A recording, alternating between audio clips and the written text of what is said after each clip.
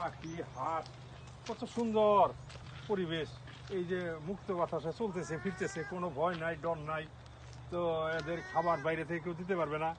এদের খাদ্য এখানে সৃষ্টি আল্লাহ তরফ থেকে হইতেছে, এরা তাই খেতেছে। এদের মুক্ত আনন্দে মুক্ত বাতাসে এরা ঘুরতেছে এবং কোনো সমস্যা নাই।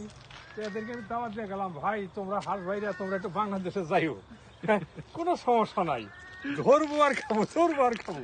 আর এই দেশে এই হাঁসের আমি তো বাইরে থেকে একটু খাবার দিব, তা দেওয়ার কোনো নিয়ম নাই। এটা কোনো এইভাবে চলে। কত গাছ, কত মনোরম পরিবেশ এইভাবে তৈরি করে রাখছে।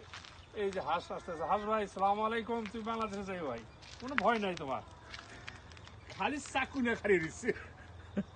হ্যাঁ, আর তোমরা মুক্ত ভাবে ঘুরতেছো, কোনো ভয় ভাবনা বগলে দাঁড়িয়ে দিচ্ছে। ওই যে হাঁস, ওই যে হাঁস, অনেক হাঁস, অনেক পাখি এই যে নির্ভয়ে ঘুরতেছে। এর সাইডে ডিম দেয়, ওরা ডিমে তা দিতেছে। এদের কোনো আলাদা যে কোনো আশ্রয়স্থল করে দেওয়া তা না, প্রাকৃতিক নির্ভরশীল। এই সাইড দিয়েই এদের থাকার জায়গা, এরা নিজেরাই থাকে, নিজেরাই বাসা বানাইতেছে, নিজেরাই ডিম তা দিতেছে, বাচ্চা হইতেছে, সেই বাচ্চা পুকুরে যাবাই নামতেছে।